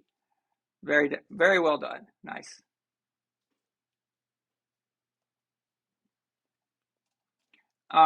As far as the Bucs and Falcons are concerned,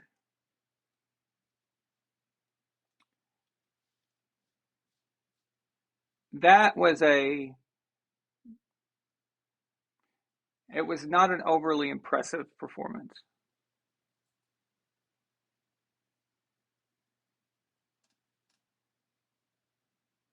That's true, Anthony. That's true, Anthony.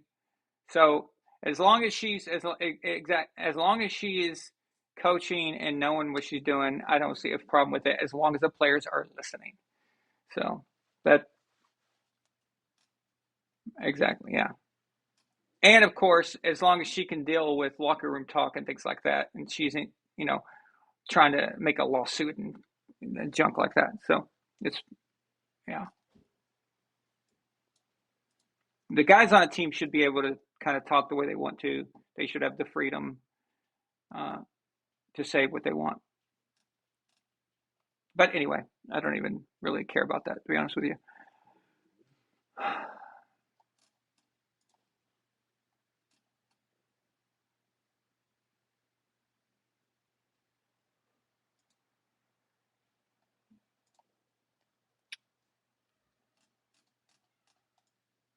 James Johnson says a $2 super chat and says, however, female refs I disagree with completely. Yeah, I don't like the ref thing. I've covered that here quite a bit.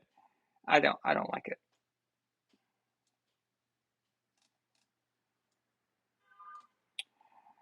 Um, yeah. So as far as the Falcons game with the Bucs, they're just not clicking. Uh, it's good to get a victory and all that. I just last year's Bucs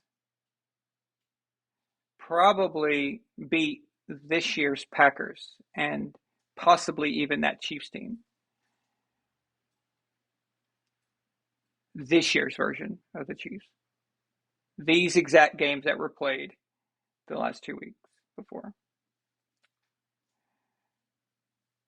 So they're not reaching their full potential. They're not, just completely there yet. This just shows you what you can accomplish when you've got a great head coach and a great quarterback. Look at New England. New England, you got them shutting out the Lions. And if you paired that with some decent players on offense, and you paired that with Brady, you've got 3 more Super Bowl runs, that kind of crap, right? It's just so important. A coach can only do so much, and it can only be a factor so much if you don't have a good quarterback. That's why I give the quarterbacks the credit. That's why I give them the most credit, because they are the ones that have to make this happen. You can coach all day long, but the quarterback has to be the leader. He has to be the leader in the locker room. The coach cannot be the leader. He cannot be your friend. He cannot be the guy he can't be your confidant. He can't get on that level. because there's a disciplinarian part to this. There's those type of things and those elements to it. The quarterback has to carry out the orders of the coach. He has to be the buffer. He has to make the plays. There's so much responsibility for a quarterback. And we're just seeing what happens when you've got a great coach and he just can't get it done because he's not got the quarterback.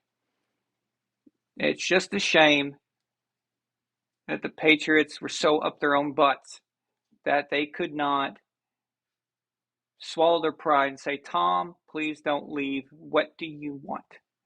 What can we do? And that should have been said a long time ago. It's just kind of, it's really annoying actually, but we won't just rehash that.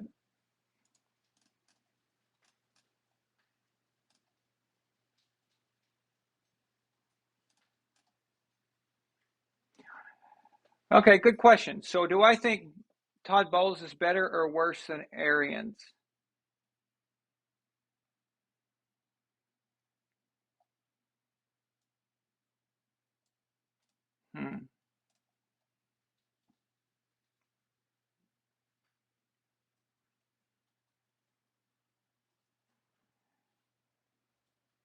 I'm going to say it's about the same. See, the problem is that Bruce Arians would intervene and make really stupid calls and make really stupid decisions. But that could be cleaned up a lot because Todd Bowles is the defensive coordinator. So he could make up for some of these dumb calls. Like when they kept throwing the ball and he kept making Tom throw the ball in the second half against the Packers. The first half they did it Tom and Byron's way. The second half they did it Arians' way. And that resulted in 3 picks. But Todd Bowles' defense was able to kind of minimize that and not and that should have been disastrous, right? So Todd Bowles was there to kind of neutralize Bruce Arians' idiocy. Now there is not that. Now Todd is trying to wear different hats. He's trying to be the coordinator, but he's also trying to be the head coach. He's not being able to just devote all of his time to that, to game planning, all of his time to the defense. He's got to be the head guy, which has a lot of responsibilities behind the scenes. So, yeah, they got rid of Bruce Arians, but now, because of Bowles being the head coach, you've lost that very, very good defensive coordinator. So it's kind of like a lateral move, in a sense.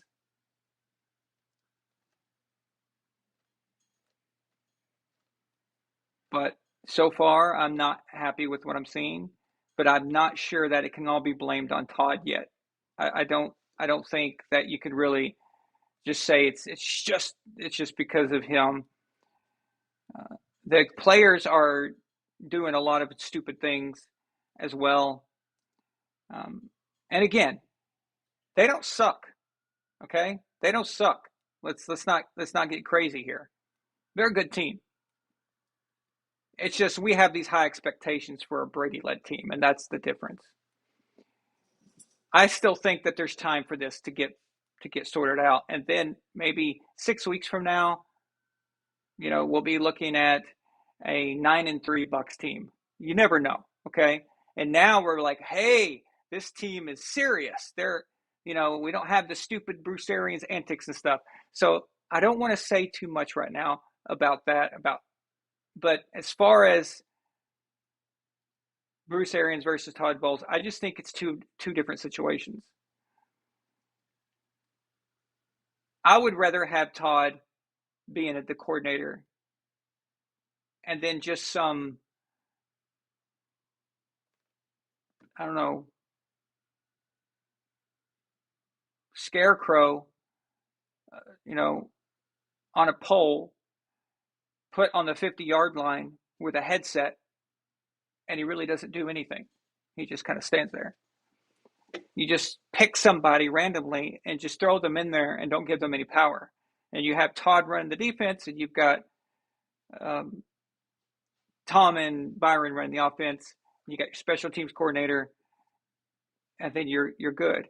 You don't. I don't think in this case with the situation they had and still have, I don't think that you need that head coach guy. You don't need that guy to intervene and become part of the mix there. So it was kind of unnecessary. I understand it. You know, of course, Todd wants the promotion, of course. So, and does he deserve it? Yeah, he does. Based on what he's done before, he deserved another shot.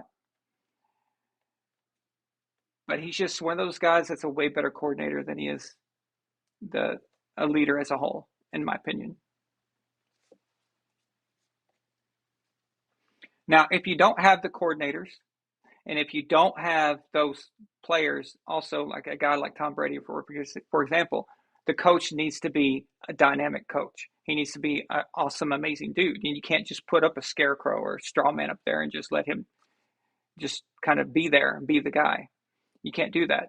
But this Bucs team can do that. They can get away with that if they did it the way I'm referring to. But yeah, I am in zero panic mode for Tom's team. Zero panic mode. I have no worries at all.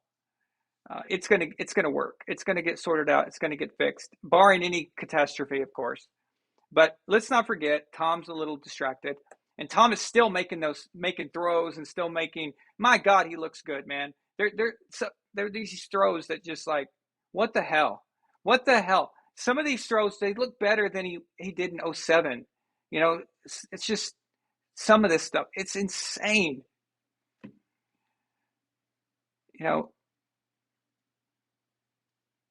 Just wait until the whole team starts clicking. The defense, by the way, is still playing good. They've been playing well. In my opinion, I think they've been playing well for most of the year. So they just need both sides to just play a complete game and just dominate. When they get that, now remember, 2020, off to a weird start. It was a little sloppy. So, not a problem. As far as the Patriots are concerned, they don't even know what they are yet. This version of the Patriots may not even look the same in 3 weeks from now. There may be completely different. I don't even really know what to think about New England at this moment, as far as what I've got in mind for them, as far as like making the playoffs and what they could achieve and stuff. Way too early for that. And the only reason you can predict it for the Bucs is because of their last 2 years, and they've kind of kept the same dynamic for the most part, except for Jason Pierre-Paul. I'm really pissed about that. Anyway, yeah, but no worries here. I see encouraging play and encouraging things from New England. I like where it's going. So.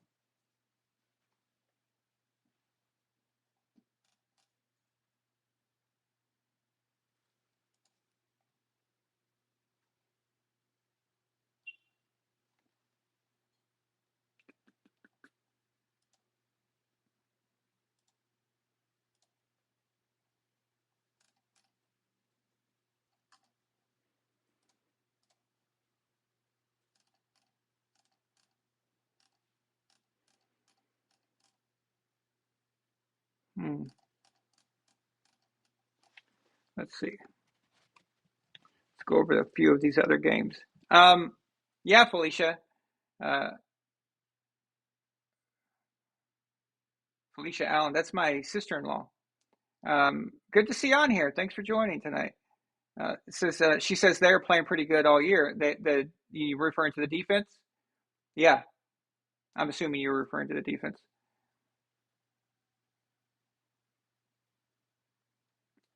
James Johnson asked me, how about Jimmy G and the 49ers? Okay, so 49ers, you got Jimmy. If you got Jimmy focused and they're not their coach, Kyle Shanahan, is not doing stupid stuff. Okay? Stupid stuff. You've got a very good team. So you got a team that nobody wants to see in the playoffs. You've got another Super Bowl contender. And it's like I told Rafael Higoy, I don't know if he's on tonight, but, he's a big, everybody knows Rafael's a big 49ers fan. The only reason I hadn't picked them yet to go really deep is because I needed to see more consistency. I needed to see them really just lay it on each week for a little bit. And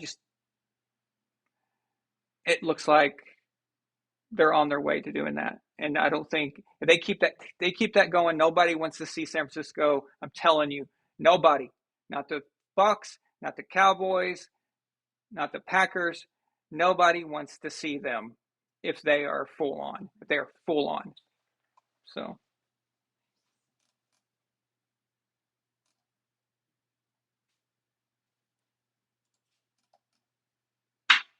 Ozzy Mandy has asked me, does Brady try for custody of the kids or sign up for 4 more years with the Bucs? If not, with whom? If San Francisco is not an option.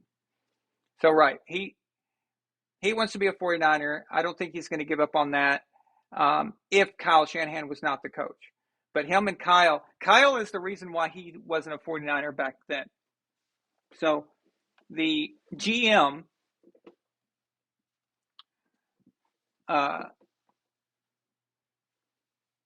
Lynch, John Lynch, the GM, he wanted Tom, but Kyle, they met, they had a meeting, and Kyle and Tom could not agree on the offense, the way the offense would be called, like the planning and all that, and who would be in control of a lot of different things and a lot of input.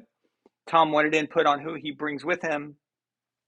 And, nobody really knows every detail about that conversation. All we know is that they had a meeting and could not get along on, or could not agree on these points. So Tom has tried to do that. But even if there's a quarterback availability next year or in the future, it seems like Kyle is the one that is stopping this from happening. So I'd say probably not. Like I posted a short recently. I don't know if you guys saw it, but it was filmed on February 1st. Milena woke me up.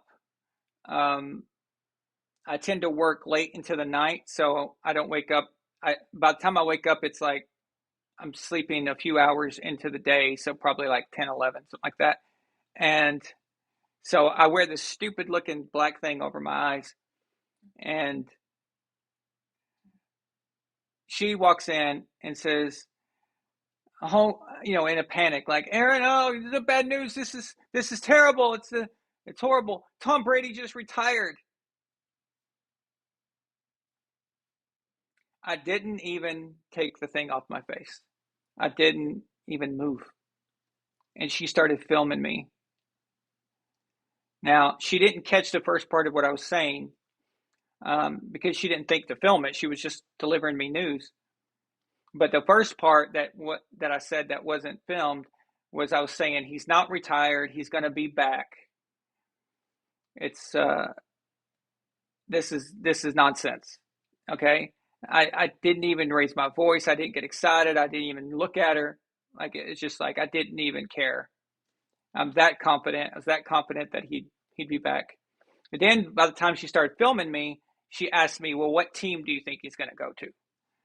And that's when I said the 49ers probably. Or I definitely thought that it was going to be the 49ers. But actually, the first part I was talking about, he's not retired. But now we know that's not probably possible with Kyle Shanahan there.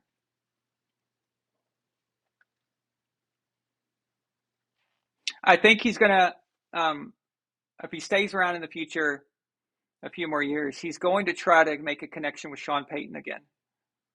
I think that's what he wants. Where? I have no idea.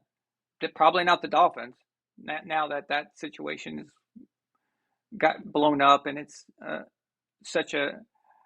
the media scrutiny there. And then that would have to be years later because that would mean that they had to fire their head coach if they wanted to do that. So Dolphins are out.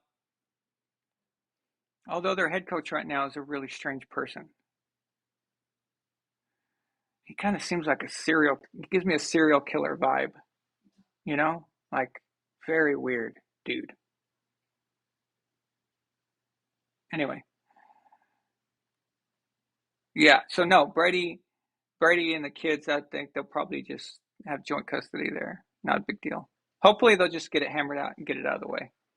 But yeah, that damn Dolphins coach, man. I get real like creepy vibes from that guy. Like I could picture him like taking his victims and like wearing their face skin over his own face and like eating Fruit Loops. Like I don't know. Do you guys know what I'm talking about? Like if you watched him talk, he's weird. It's kind of cool too, though.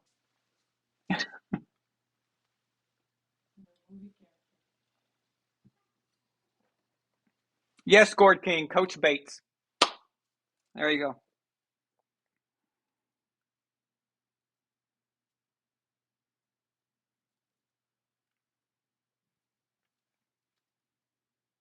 That's possible, Minuteman. But the Carolina Panthers would have to get some things.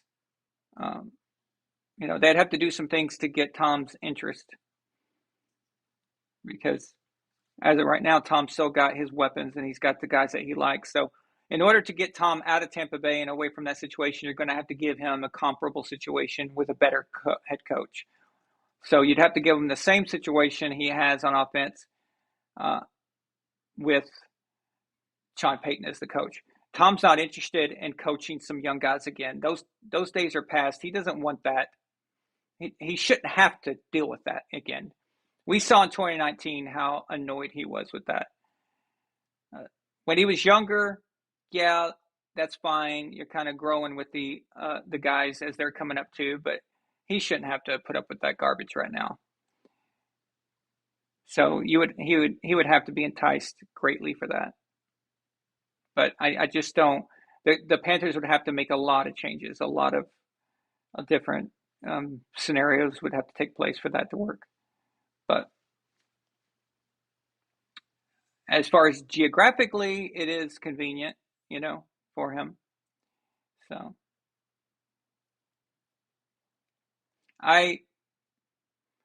years ago when we couldn't figure out there was this timing where we couldn't figure out where Tom was going to go. I wanted him to go to the Dallas Cowboys.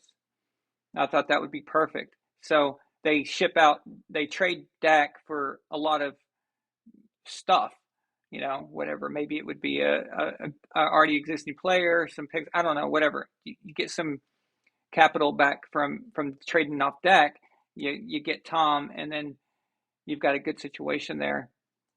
I was kind of thinking that would work. Looking back on it now, it probably would have worked well.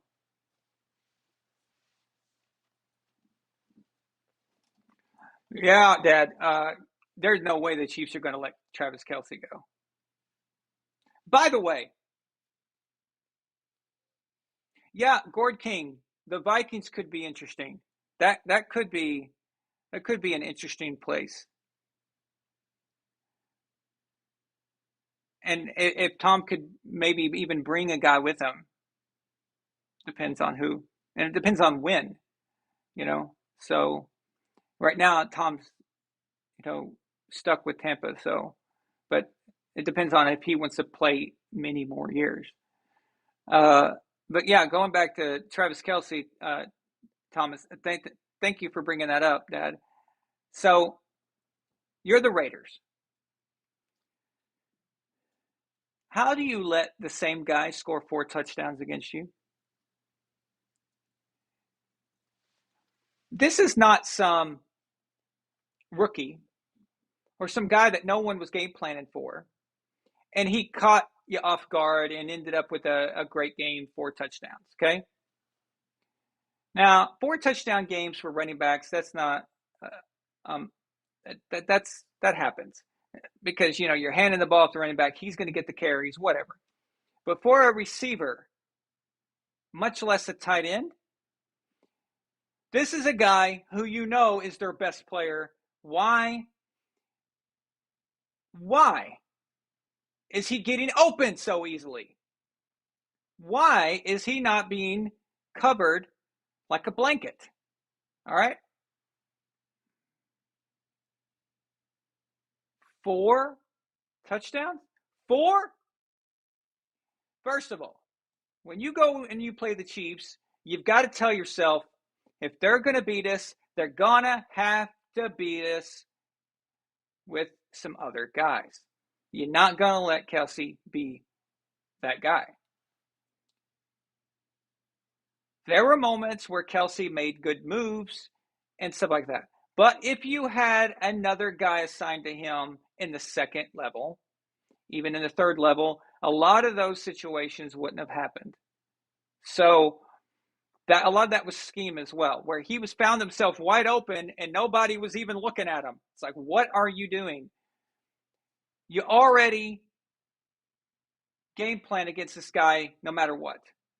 But after the first touchdown, if you didn't game plan for him, after the first touchdown, maybe you think about switching it. After the second touchdown, definitely. After the third, you should be flogged. After the fourth, you should be fired. Unacceptable. Absolutely unacceptable. No. 9. Niet. Nay. Nada. Nyeh.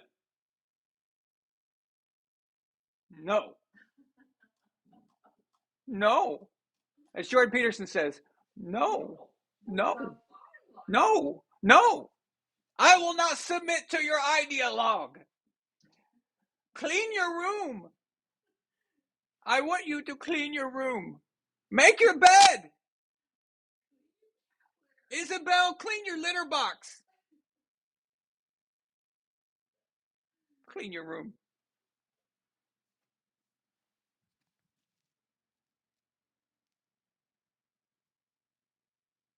And isn't those touchdowns the freaking only catches he had the whole game? Didn't he go 4 for 4? What are you doing?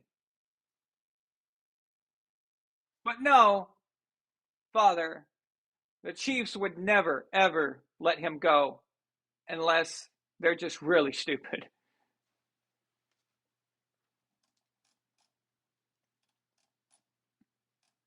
Can I repeat that?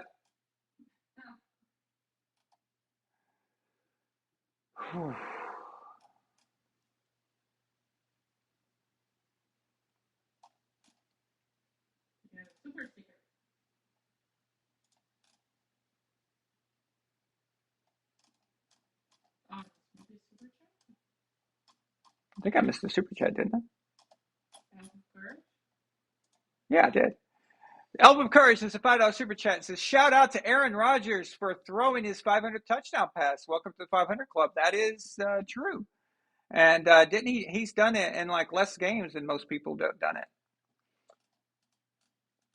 But again,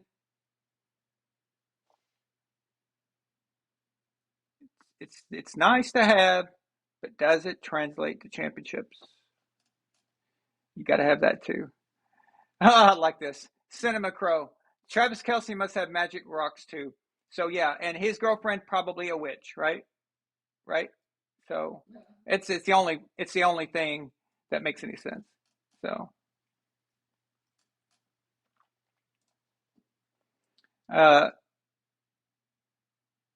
Milena sends a $5 super sticker. It says it's a parrot character holding his belly laughing out loud.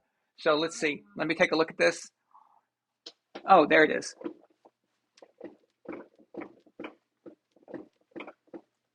So that's what it does. I had to animate it.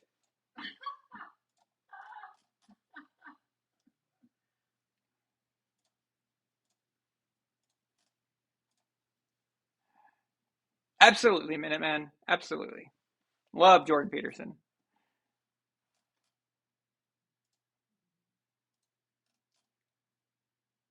Bring out the duck, Gord King. We got to find out.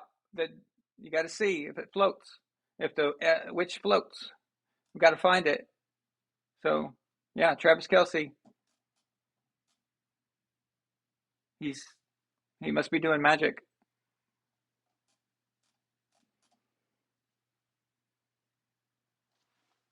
So, give me 1 second. I'm just going to make sure. Let's see what else we covered. I'm having fun tonight. So we've got. We talked about that Colts Broncos atrocious game, all that Russell Wilson stuff. We covered that on Saturday, so I'm just going to skip that one. Again, Giants Packers. I think I picked Green Bay to win that, so I did miss that one. But I told you guys, games out of the country are weird. I would never count on them, and that just shows you.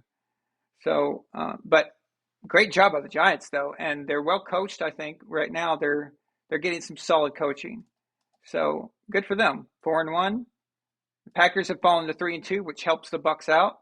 Although the Packers still have the tiebreaker if it comes down to that in the playoffs for playoff seeding.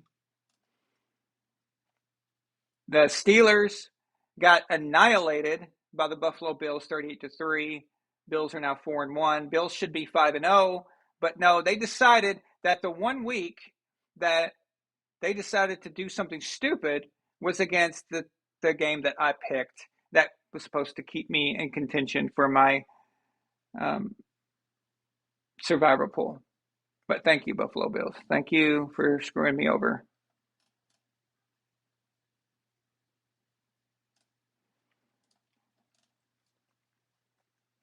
Chargers over Browns. Chargers tried to give away the game, their coach, but the Browns didn't oblige them, so whatever. Chargers are now 3-2. Texans over the Jaguars. That was a weird game. Can we just send both of those teams to England? Would anybody notice? Would anyone care?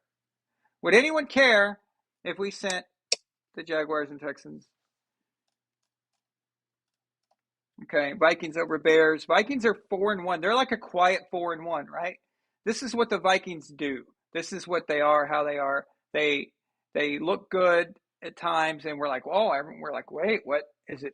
Could this be a Vikings team that we believe in? And then things kind of spiral out of control. So let's see. Let's wait a little bit for the Vikings. But I do like what I'm seeing. Okay.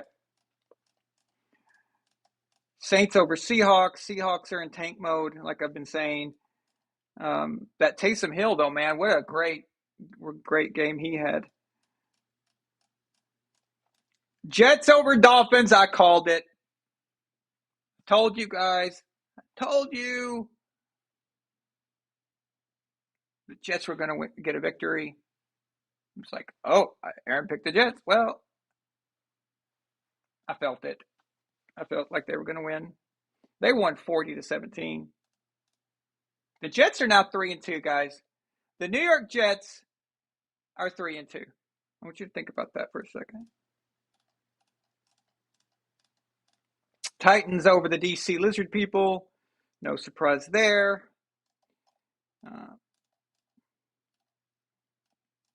Already did the 49ers over Panthers.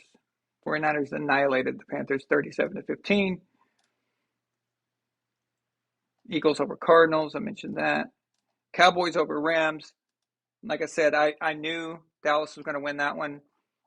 This is what, regarding the Rams, this is what a team looks like when the NFL is not trying to make you happen. Okay, make it happen. And this is what the Rams would have looked like last year.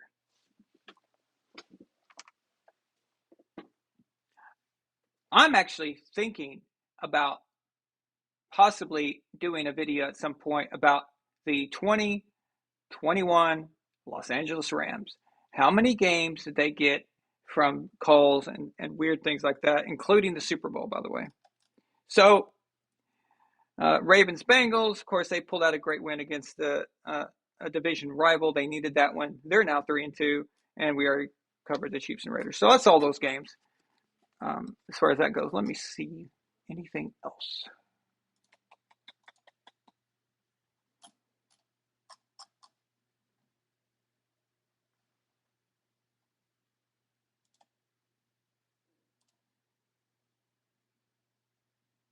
Mm-hmm.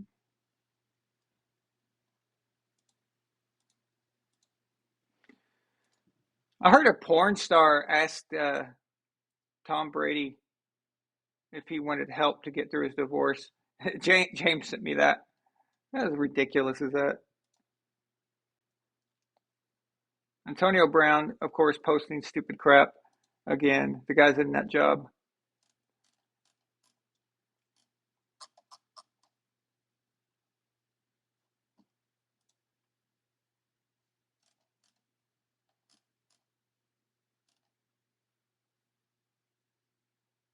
Oh yeah, Matt Rule got fired from the Panthers.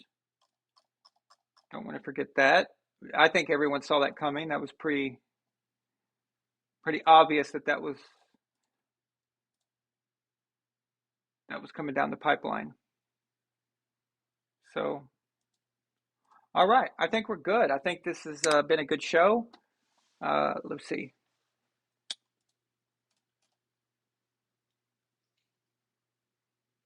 Oh, I don't trust the Jets for anything. I just thought they were going to beat the Dolphins.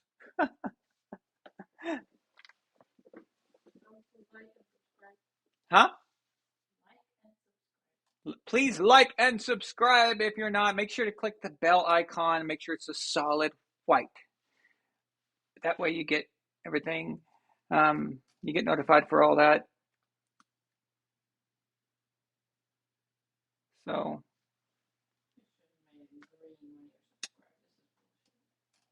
yeah. I don't say it very often, zigzag. I'm very careful about that. But there's some things that were going on behind the scenes here in Los Angeles that really look bad for the Rams. That's what I'm saying. Maybe I need to lay that all out,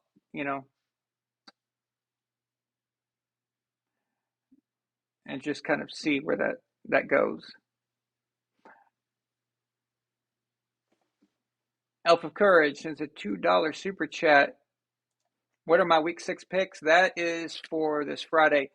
By the way, this weekend's show, the week 6 preview show, the regular VAS live show, will be on Friday this week instead of Saturday. So I told you guys normally it'll always be on Saturday unless I tell you otherwise.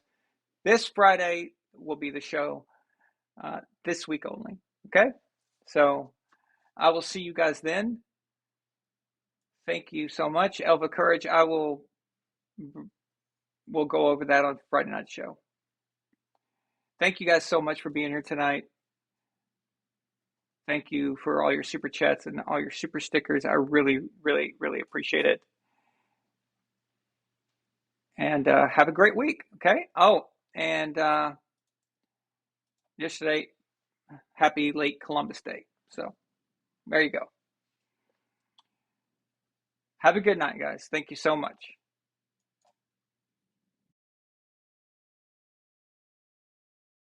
Flag on the play if you're not subscribed to Von Allen Sports. But once you are, we'll make it up to your team in the fourth quarter.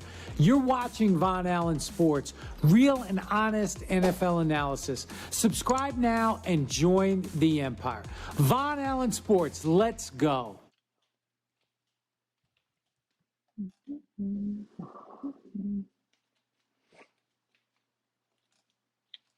Oh.